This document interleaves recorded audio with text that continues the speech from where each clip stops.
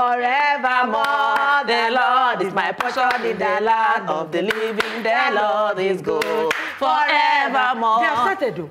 Good morning and welcome.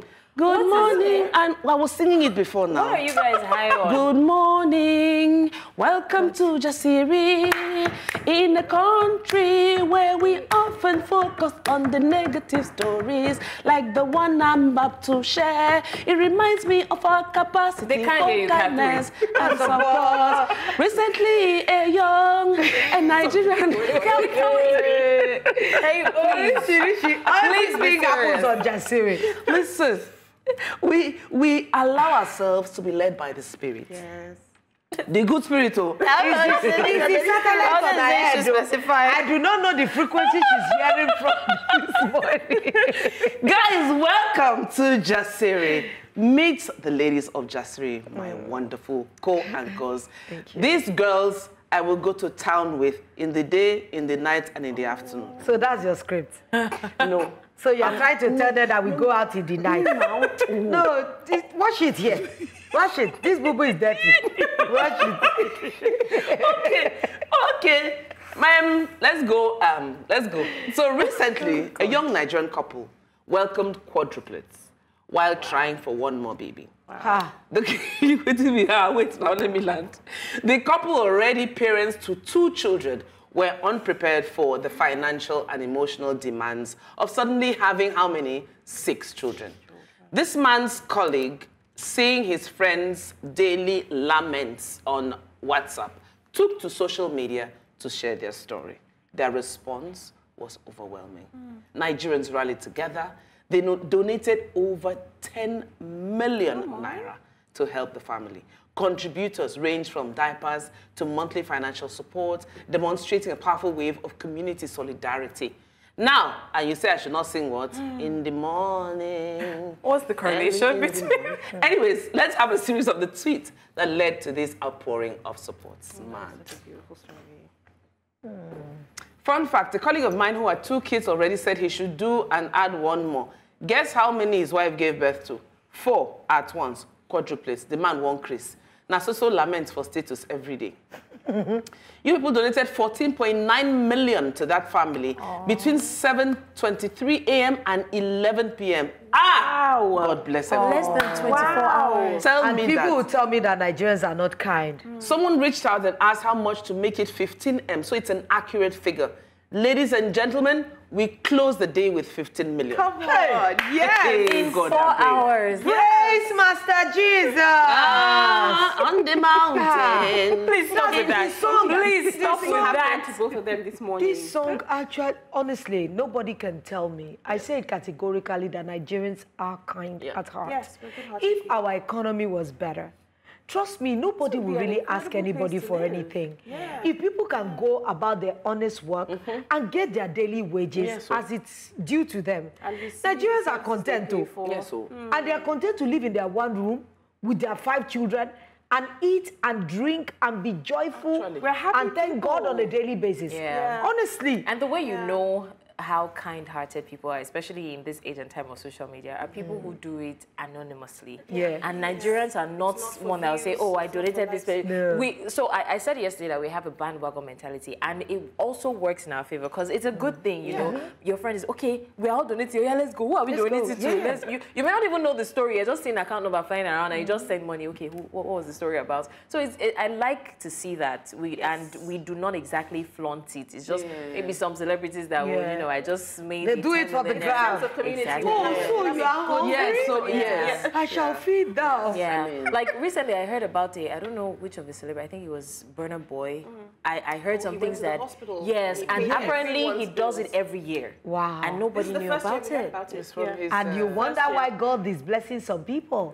Some people cannot even share a kobo out of their 10 naira. People don't believe in the power of giving. Some people actually argue with this. I don't even have enough. Why should I give? And then when people say this thing about nothing is too little, it's true. Because this 40 million, it's not like Nigerians are donating 1 million. Some people are sending 2,000. 2,000 naira. Yes. 100 naira. Yes. Man like James, God bless you. Remember that? And that wasn't his intent, I'm sure. Yeah. And he just God wants to put it in serious ways. But remember yesterday we were talking about timing and how when it's your moment, everything comes together. Yeah. Maybe those children, maybe that is the future of Nigeria, we don't know. And they need to be kept alive and well. 15, I can imagine how the family would just be like, the quadruplets. I can't imagine how the wife and the husband would feel by the end of yesterday. By the end of that yesterday. 15 million from... You know what this whole thing is teaching me? Have somebody in your area that is on social media. Everybody's on social media. I'm sure someone in your area that's on social media that has your best interest at heart. It's very important. Yeah. Well, so I promise you. So that's actually subjective because again, I'm not saying the guy meant it, you know, for the bad way. I'm not saying he meant it the bad way, but from the post, he wasn't exactly trying to say help. He just said, fun fact, this person has been complaining. You get, so he didn't say it as, you will come and help. But when he saw that people were eager to, like, oh, okay, I just posted this. But so it's like the good thing is he wasn't like laughing at them, like mocking them, that kind of thing. But he didn't post it for them to help. Yeah, but he just posted it. But the thing is, something has to move something. There's always something called a ricochet. A catalyst. Yes, something like a catalyst. I think with Nigerians don't even plan it. Remember when the Mommy Z went in January? We had another moment like that. Mommy Z is living in a better apartment. Listen. And these days, honestly, you cannot yes, we have the post that actually started the donation. Let's see it had to be since Blessing has told us that he didn't really beg. Let's see the one that begged. 105 pieces of diapers in 6 days. Ha! Mogbe Modaro, Eshanu me, ye Quadruplets ye. Who posted this one? That's the friend still. No, he posted that on his own status. Okay. Wow, they even diaper is not easy. Not to talk of food that these children will 105 in 6 days. For a This is so... And again, I'm going to say... normal. But they should subject themselves to... Auntie Esther sets father and mother of the quadruplets food stuff. Okay, this is how it started. Oh, wow. Okay. This is how it started. So everybody saw it became... I think so it became... That's what I'm saying. When you have people who care about you, the energy carries, and then other people latch on to that energy. So it is important to have good people. I just pray for somebody I really hope that they also manage the funds well. That's another thing. And then I hope that Nigerians would just donate and take their eyes off it, because that's another thing. We know how to ask for accountability from the wrong people. Yeah, and I hope the government eventually do family planning. And eventually do family planning. I think this is enough for them. Yeah. Okay. 6 children. They've learned their lessons. You know, because look at Mommy Z now. From a tweet, the woman has become a millionaire. And it just organically... I'm here broke. No, one has to be walking the streets of Twitter more. I think that's it. So you cannot tweet about your mom. What should I write? And literally beg. But can I ask you guys something? What do you think made Nigerians do it? Because yesterday we were complaining about the price of cucumbers. Everyone knows the economy is bad. People are suffering. There's no money. Why do you think Nigerians decided, from our lack, we are still going to try to make these people's lives better? I think it's just who we are inside. Yeah. It is just the external things that reshape us. Nigerians are hospitable. True. But you know, things happen to us over the years, and events, and maybe events are just changing you. But everybody will just see to like pass beyond what is happening. Like this cannot be easy for them. Yeah. I honestly think that there's also that element of relatability, because I'm not going to lie, like I know what I'm going through personally, even as a salary earner. So I see somebody, say a cleaner, for example, like I know how much this woman is earning, and I know that that amount does nothing for me. So that would make me want to, there's that guilty conscience when I see someone who is worse off. That at least I can do something. So even if I have 1,000 naira, even if it's 5 naira, I can add. Because I feel what you're feeling. I can relate to it, especially in this economy. So I think we're inherently kind. Honestly, this story. We don't have good behavior, but we're kind. We can do amebo. The kindness. What's happening? You know, from a good place. So far, it's coming from a good place. Let somebody help me. I'm really honestly in need. It's okay. This story is not just about financial support, but how a nation can come together to support one of its own in times of need. Nigeria still has good people. I know it. I am one. I sing my own song. Stay tuned for more. Jasiri will be back after this break. This is the last good Nigerian. All right, welcome back. Thank you for staying with us on Jasiri. We're streaming live on our social media platforms. We are at News Central TV, so do also use the hashtag Jasiri to be a part of the conversations and so that we know that you are watching. Today, we're talking about a killer disease, and very quickly, I'm going to read about it. It's called sepsis. Now, sepsis is a serious condition and a leading cause of death in hospitals. Each year, according to the Centers for Disease Control and Prevention, at least 1.7 million adults in the United States develop sepsis, and at least 350,000 die as a result. Now, this is a main reason why people are readmitted in the hospitals. And unfortunately, there is no specific treatment protocol for sepsis other than supportive care for the health problems resulting from sepsis and, of course, therapy to fight infectious agents. Today, we want to take a little time out to share the story of one phenomenal woman. Now, imagine waking up one morning feeling uneasy and then going to the hospital for a routine checkup, only to spend the next 7 months in the hospital, entering into a coma, and waking up having no limbs, being amputated. Where do you start from picking up your life again, learning how to live again with no arms, no legs? That's exactly what Joyce Oluwole did.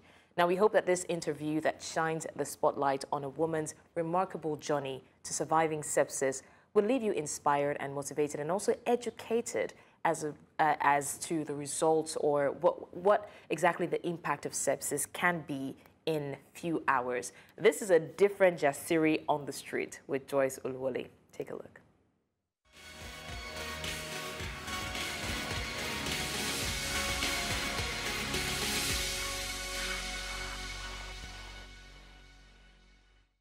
Today, I'm sitting with someone I like to call a strong woman, a banker turned author and motivational speaker right after surviving sepsis.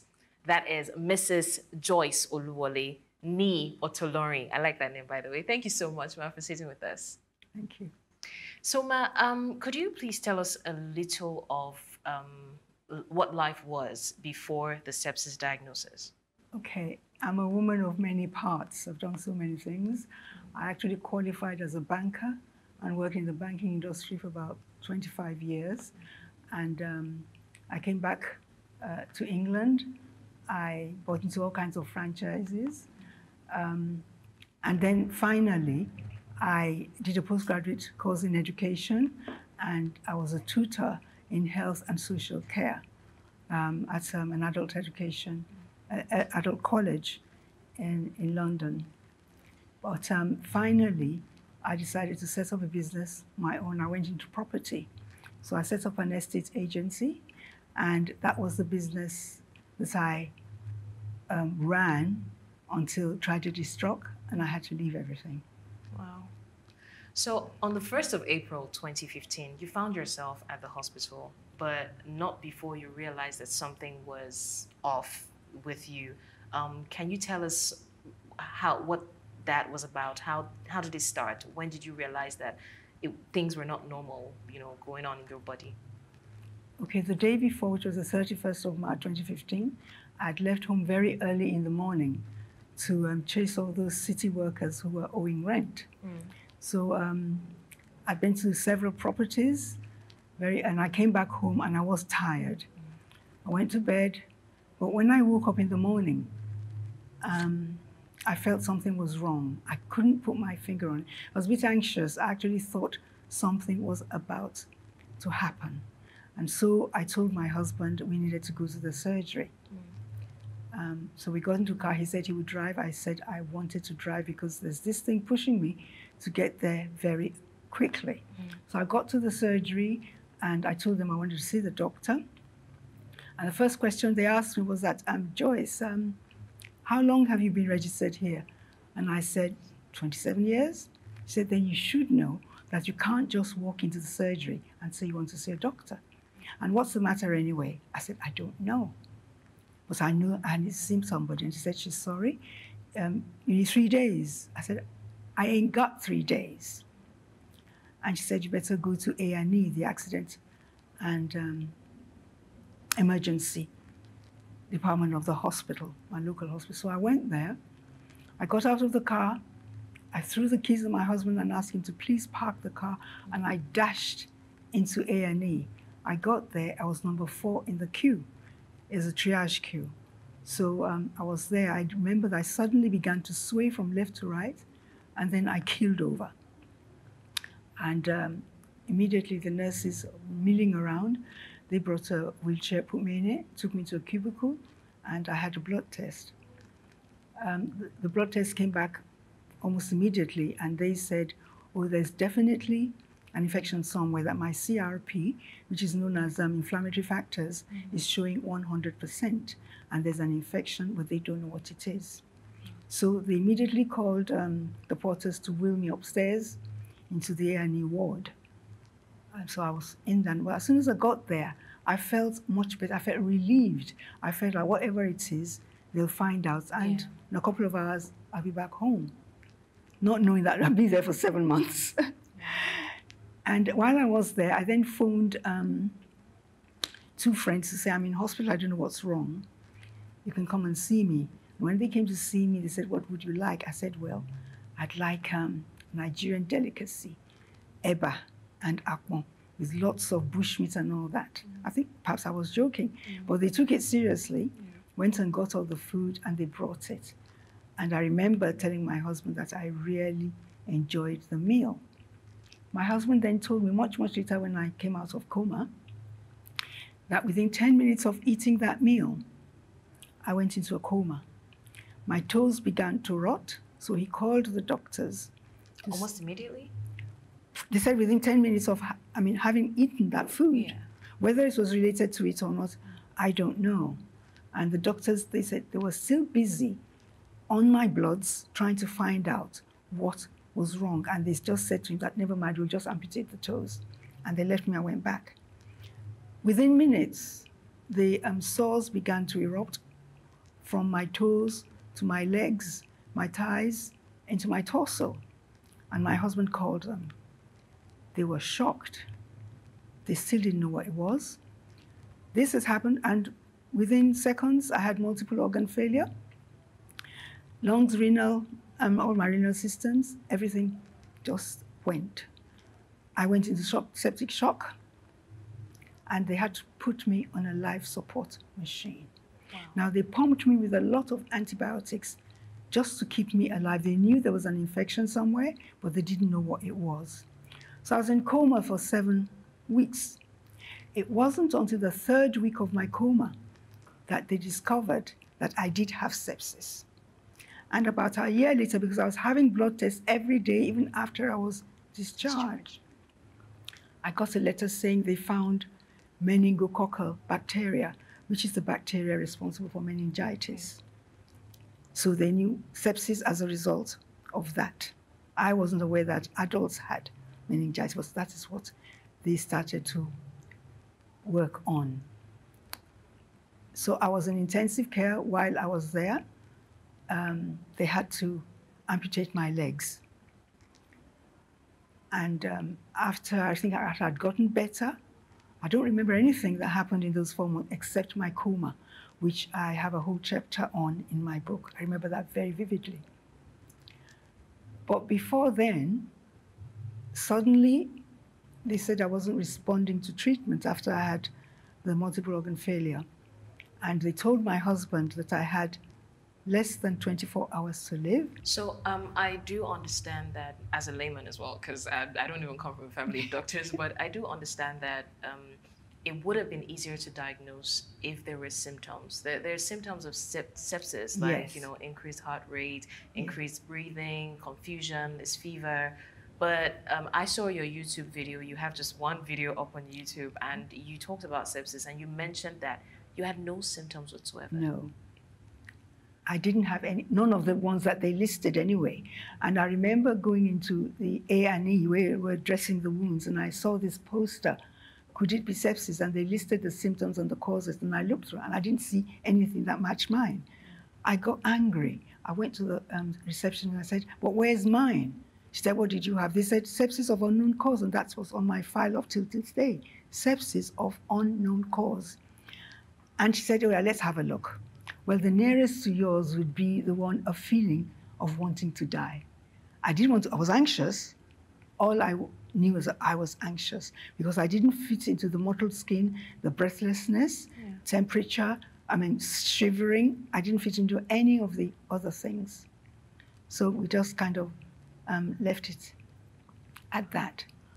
But there's a campaign going on since that time because I've never noticed it about sepsis now. Could it be sepsis? Is it all the surgeries and in the hospitals?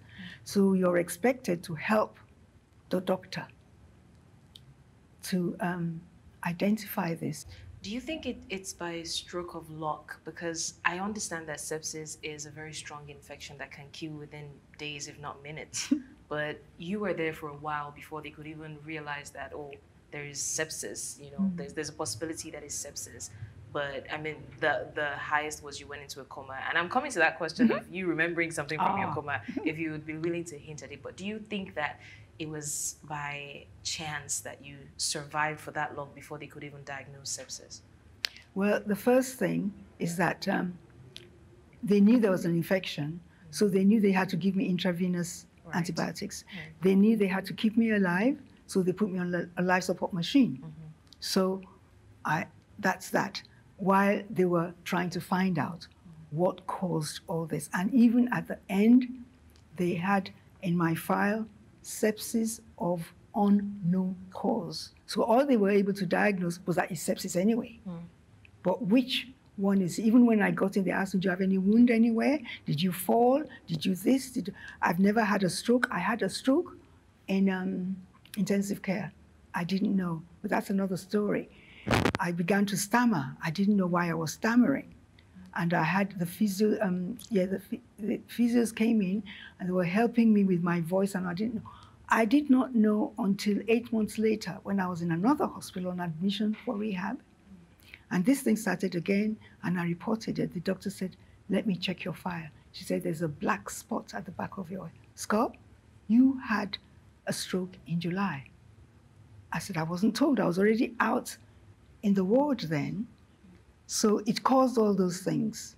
You know, it caused a lot of damage. But I was healed from all those things because the multiple organ failure is enough to kill me, but it didn't. And on several occasions, my husband was told she only has 24 hours to live. But up to yesterday, it's 81,000 hours that I have lived and still counting. You're counting it. I'm counting it. I'm always calculating. So there's a purpose. And I think, as I said before on another interview, this is one of the reasons. So rarely, I shall sit at the rooftops because I want everybody to know. I go to talk in councils, schools, churches, everywhere and anywhere that anyone wants to listen to me. So the bit about not everybody gets amputated after sepsis. I'm a member of the UK Sepsis Trust, a volunteer, and I'll tell you, I attended a meeting once. There were 7 of us there, and I was the only one who didn't have legs. And I asked the secretary, where's everybody? She said, we're all here. I said, what do you mean? She stood up, she said, well, I'm one of you. I said, but you've got legs. And she said, yes, I have to go to the hospital every week. It affected my liver. Wow. Another one stood up, it's my heart. Another one said, it's my kidney. They all mentioned the 5 organs. I had all of that, but I recovered. And all I lost was my limbs. So one could have sepsis. In fact, at the talk I had on Wednesday, my friend's son, I didn't know had it, he came to speak about having sepsis after COVID, which is a very, very dangerous one. You know, those two put together, it's very serious. I know people personally who've died. They survived COVID, but then sepsis set in, and that's it. And the doctors didn't know they had sepsis. How has it been generally? Has it been challenging? Has it been hard to adjust to? Well, it was challenging because you started another journey entirely after the amputations. I was in and out of hospital every 5 weeks because I had this amputated twice actually. 2 years after I had another one. Wow. They had left a bone sticking out and it was leaking. Sometimes it's infected, sometimes it's not. So of course, I challenged the surgeon who did it, who said, Joyce, you're going to have another one. I said, I'm not having another one. I'm independent now, I'm just getting over this. And it took me a year to agree. And I must say that when I agreed for the amputation to be done in 2017, after that, I never had to go on admission anymore. I was just okay. And what I now needed to do was to learn to be more independent. I had carers come in. I was told I had 24-hour care. I said, I'm not an invalid. I had to learn to wash myself and to dry myself. And then the cooking, people came to cook the food. I said, I want to do it. So it was a matter of willpower. I wanted to do, and that is what really helped me. I wanted to do the cooking. You didn't just give up because I didn't. It's a new reality. And meantime, I knew the pain was there. I was feeling the pain, but I never once sat down and thought, oh, I don't have any legs. I even feel that I was happy. I was very stressed as an estate agent. So now I'm not having to think about doing all that business and pleasing the landlords, but I had that problem to deal with. There was the pain, there was the phantom pain, which is what I still experience now. And I know exactly where it is. My brain has not yet accepted the parts that have been removed. And so when I'm sitting right now, I'm not in pain, I can feel my toe squeezing itself. I can feel my big toe. I can feel the third one, if anything's happening there. I can feel under my feet. But you don't have them. It's not there. I don't have them. So and I'm 9 years on. They said it'll only take a year. I'm 9 years on, I'm still on that medication. If I don't take it, it's very, very, very serious. I have to call the ambulance. So, talking about the danger of this, right? Yes. The World Health Organization has made it known that sepsis is one of the major causes of death worldwide. Yes. Now, if you're narrowing it down to Nigeria, you find that it's very hard to collate the figures when it comes to getting data for sepsis. But according to data published in 2020, there were about 48.9 million recorded cases and I think 11 million related deaths from sepsis, and it makes up about 20% of the deaths worldwide. So looking at these statistics, would you say that, especially in Nigeria, this needs to be a political and health issue that should be, like you said, amplified at the rooftop? Definitely, definitely. The government needs to step in. Minister of Health needs to step in with this awareness thing. They need to get the hospitals, the general hospitals, teaching hospitals, private hospitals. They should also have posters stating what the symptoms and causes are, and this piece about, could it be ask your doctor, could it be sepsis? Because doctors don't know everything. Yes. So in England at the moment, we are prompting them. We're asking, could it, because that is not the first thing they look for. My cousin, Professor Oluwole, who spoke 2 days ago, said, we know about infection in Nigeria. In fact, it's the first thing we look for when somebody comes. He said, so sepsis is not really new to us, but the awareness is for the public, for them to know that it could be such and such a thing. You then need to seek out the doctor. You need to go when you get these kind of symptoms and not treat yourself with herbal medications. You see, so I really think the government needs to do something about that. Thank you so much. Yes. Thank you for sitting with us, and it's such an inspirational story. Thank you. Thank you for pushing through life, because through your story, a lot of people will get to know more about sepsis, yes, and take precautionary measures. Thank you once again. Thank you.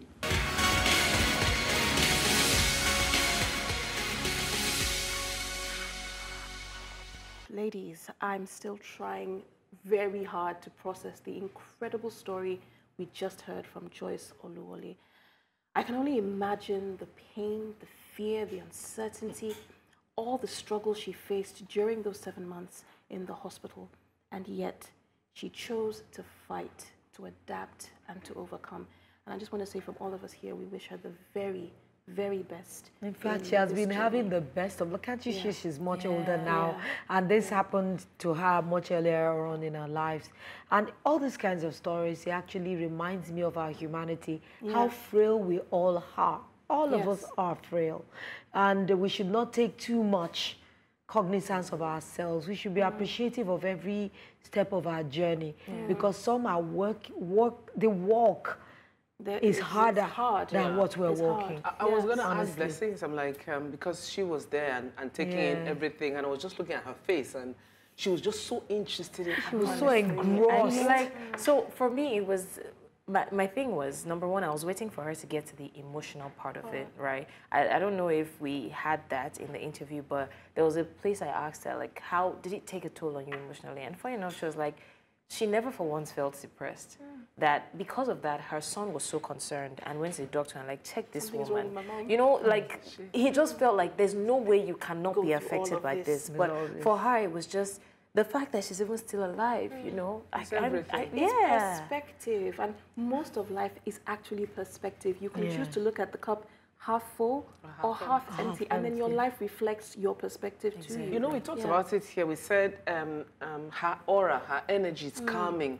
It's just calming. Very calming. And she took it all in her stride. There I was thinking, how would she have felt after the amputation, after the surgery, the pain, the readjustment? But you see, she's calm. Like, and then her husband, that for we're talking about, that's who you sing, President General among the nations. Those are the kinds of men. But you know, you asked her about her coma experience. What was her experience? So funny enough, when there was a time that she was talking about the coma, that first of all, she only found herself drifting off, and that was where she heard the doctor talking about amputation, and then she got into a coma, and according to her, it was like she was living. Well, like she was conscious of everything that happened while she was in a coma. Apparently, they were in her coma. They were traveling around, you know, trying to, like, she had sepsis in the coma, but she hadn't been amputated. And then they kept going from one hospital to another. It was like not in the same city. She was feeling herself in different countries.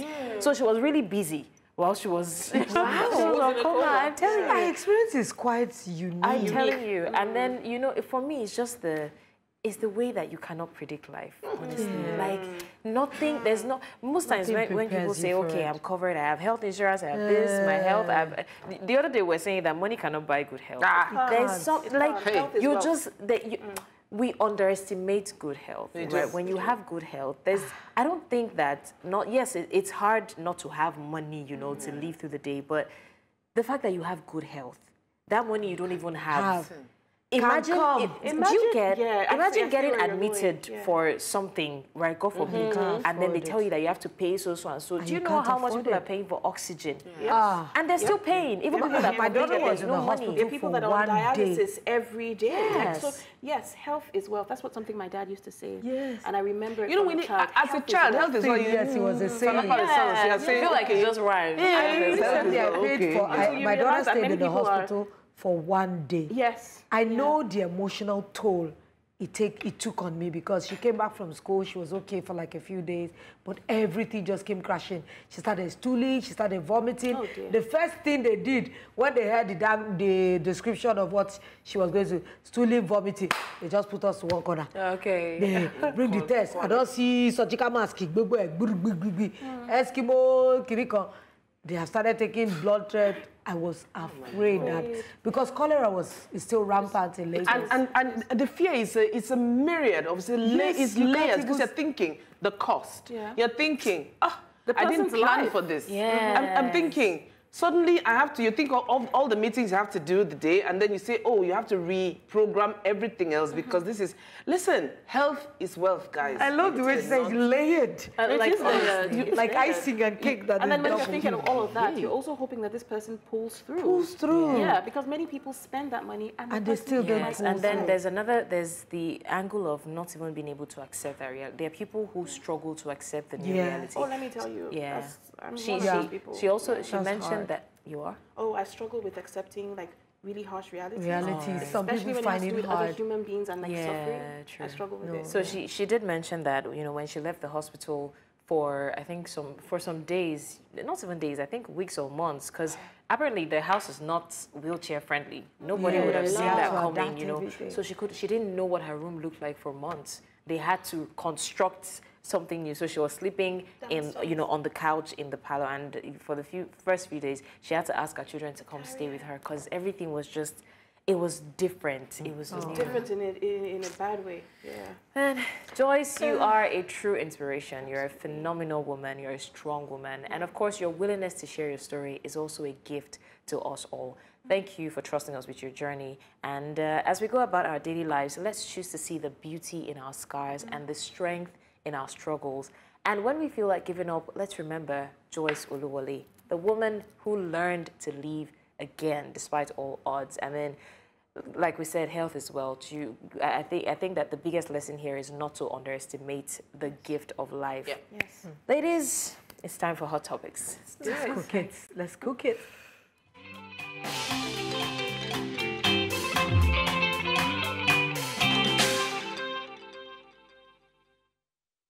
So, in our first hot topic for today, Senate President Godswill Akpabio apologized to Senator Natasha Akpoti-Uduaghan for comparing her conduct in the Senate to that of a nightclub.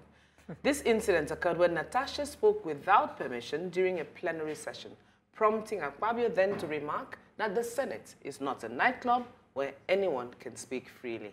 Now, this comment, along with another incident involving Senator Ireti Kingibe, drew criticism on social media and from the women's group Voices for Inclusion and Equity for Women, VIEW, for being disrespectful and highlighting gender inequality. Now, in response, Akpabio stated that he did not intend to degrade the female senators. He also noted that he and his wife received insulting messages due to the controversy. He has emphasized his respect for women. Akpabio has denied social media claims that he has multiple girlfriends, saying he is married to one wife and he is content with her. That's a lot, he said. Let's watch the video. I want to apologize to you if you felt offended. If I had mentioned that we are not in the market, they will say I said you are a market woman. If I said that you were not in a nightclub where people shout above the noise of the music, they will say you went to a nightclub. If I said you were not in a community meeting in the village, they will say Akpabio says Natasha is a village woman. For me, there is nothing I would say that will not be misunderstood. But the interest generated in the social media, people jumped in, shows that you have a lot of political enemies.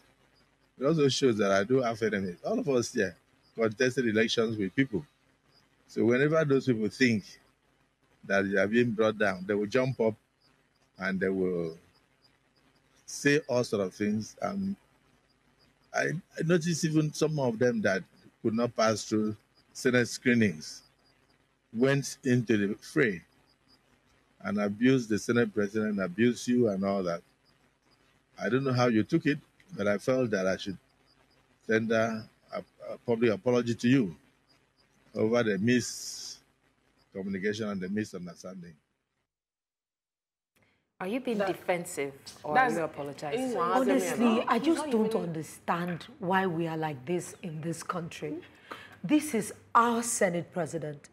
Next, after the president, the vice president. Is he not next in line? No. Even if he did give an unguarded statement, what he just would say, issue a statement and apologize. No, and leave it at that. No. Do not expatiate up to a point that you are trying to justify what he said. That was demeaning. He's saying that we are not in a nightclub. It's like telling Catherine, shut up, go and sit down there. No, but he's clearly not sorry. He's not remorseful. And for you to give a real apology, you have to first be remorseful. So what he's doing is damage control. It's PR. And you can hear it in his verbiage. I was looking for the apology in everything. I was looking, you know how they give you soup, you're putting hand for the meat. Yes. I couldn't find the meat in that. Essentially saying, in fact, when you hear an apology that says, if I offended you, they when will the person say is clearly offended, yes. then scratch it. It's not an apology. So the fact that he was even saying, if I said this, they will say this. If I said they will say this, like it started by saying, I can't win with you guys. But anyways, and then you now taint the intended apology. If you came out, you know, in good faith, wanted to give an apology, you taint it. You taint. No, so in psychology, there's something called that's how is it doing you? Why is it so hard to get an apology? Is it a male thing? Maybe because we are women, we don't understand. I'm going to respond. Is it because it's so in psychology there is something called the bully-victim dynamic, and it usually presents in toxic personalities, narcissists, etc. So you are simultaneously the bully and the victim, depending on what side benefits you most. So you are the aggressor, you do the wrong thing, and then when you are called out for doing it or made to, they're trying to hold you accountable, then you switch to become the victim. And then the person you offended now has to start apologizing to you. So again, I'm not very, very, very insidious. I don't think that it's gender specific or anything, no, but I know I understand what you say. It's plain narcissistic behavior. There's a video I saw where the guy literally broke it down. He said, "This is what narcissists do." Right? At first, they pretend like it didn't happen. And even if it happened, it's not my fault. Even if it's not my fault, I didn't mean to do it. If I meant to do it, it's not that deep. If it was that deep, it's not. It was you that made me do it. There's always a reason. So when you bother to come out to do this, don't, because listen, it's optics. From his people for optics. The optics he's trying to get is getting negative from his expression, because he didn't need to expand it. But if I didn't do this, they'll say. If I said it, just say it on Natasha and Retike Jibe. I apologize for saying something out of turn. And I found disrespectful. I apologize to everybody that felt offended. It wasn't intended.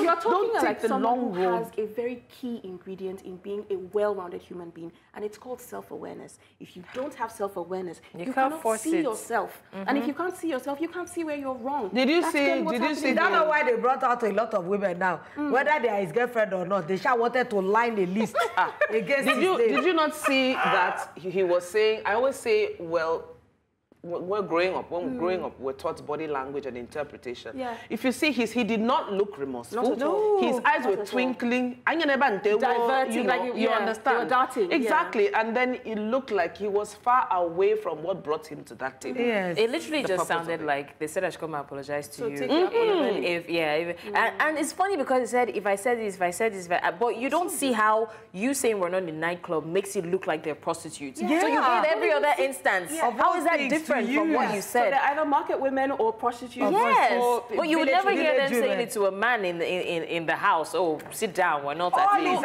brings us to the women representation in politics that we always talk about here. If women that already on that table are being treated like this was just... Imagine if there's somebody, a woman sat in the Senate president and said, you know, look at that senator. Sometimes you act like a palm wine tapper. And you don't come and say, if I had said you were a trader in the market, they would have said so. If I had said that you're a butcher, they would have... All of them still feel as if you were insulting them. The apology came after years of I think writing they're just mentioning dancing between quadratic equation and simultaneous equation. This is just... Honestly, I think we need to know what apology really means. And if you don't mean to give it, don't give it. There's nothing, it doesn't have to do with ego, it doesn't have to do with pride. It has nothing to do with nothing. It's conditioning. Just, if you want to apologize, can you just go straight and apologize? Just do it and leave it. And you're coming here, you're coming to apologize now because you got flack. On social media, let's move so you were on. pressured. Let's not apologize over his apology. Give it to me, baby. That's it. A thought-provoking tweet recently went viral on X, where a lady, Big Bad Rainy, criticized women for making significant life decisions based on men.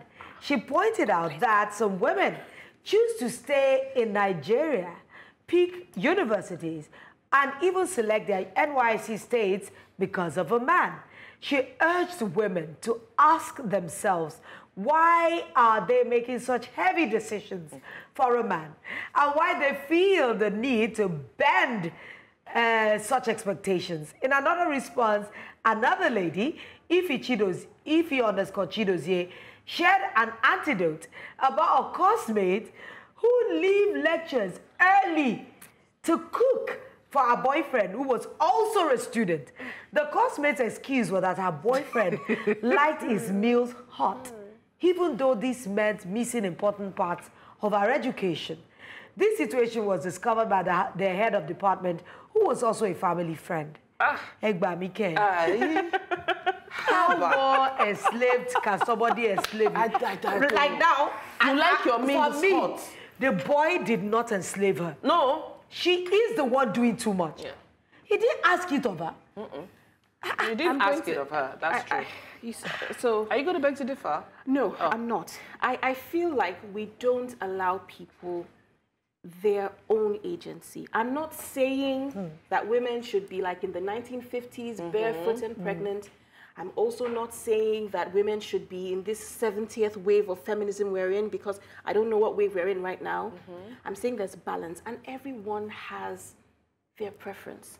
I feel like let people do... Hold on. Do them. Let people do. Please bring that Ghana must go. There's knife there. Them. Okay, so this makes sense to them. No, and to her. To her. Okay. At that time, I don't mind it. if you're cooking for your boyfriend. Yeah. If that is how you choose. Yeah. But you leave lectures because you think he needs to eat hot meal. Can I tell you why I'm saying it? It is not as easy or cut and dry as that. Let me explain why. Let me tell you why. Did you do such and such? Never, and I never will. But I have a different background. I have different conditioning. People are coming from different places. You don't know if this girl grew up in a house where she was made to wash your brother's plate when he finishes eating. She was the only thing that she knows in her consciousness is men are superior and we're supposed to take care of them. Conditioning is very, very important. Your brain is very important. I would also come from the angle of self-worth. Because I won't lie, right? We say things a lot like, ladies, know yourself, know your standard, but it's not every woman that knows it. There are women that don't care about their standard. There are women that, friends that have told me, I just want somebody to love me. Yeah. And then when they eventually find that person, for them, it's not that they were pretty enough or they were classy enough to be, they were chosen. And they cannot lose this opportunity. Hey, but do you know that I belong to the school of women that actually enjoy taking care of people? And so taking care of my man is part of my joy. Is living classes. Living classes. But that's a little over the bar. I won't even blame the men. It's just that sometimes in cases like this, men become opportunistic, of right? Course, okay, she likes it. Hey, babe, I like my food hot. He won't even tell you to leave classes, but she'll be like, what can I even do? And in the end, the men don't marry them. And if I don't marry this girl, your classmate will not marry you. Yeah, I mean, I come to us. It's ridiculous Let us to tell you live. We have attended pastor's training, pastor's wife training, and they still did not marry us. I have given my phone to a guy I was dating in school then. Then he didn't have a phone, so weekend, instead of taking my phone home, I'll take it to him so that he can use. And they would do like this, like, is it because it's your phone I'm using? I said, I'm sorry, and I just want you to be okay. And you are, and you're finding it difficult to believe that someone maybe less educated, maybe with a different, would do that. Maybe she's where I was. They reported me to their boyfriend. I don't even know how to put the. So this lady, she's not even my friend. She's not my friend, right? She was my she was my. We should let's rediscuss this thing tomorrow. Okay. No time. Please just remind me. But at the end of the day, I was blacklisted. We'll start tomorrow. We'll start the show. Okay, guys, we have to go now because we're having a really good conversation. But this is where we draw the curtain on today's fantastic episode of Just Siri. I hope you all enjoyed today's show as much as we enjoyed bringing it to you. Remember, tomorrow is Hot Topics, our special edition. And you know how it goes down here on Just Siri. We'll see you guys tomorrow. Oh, she didn't say from me and the lady today. I was ready to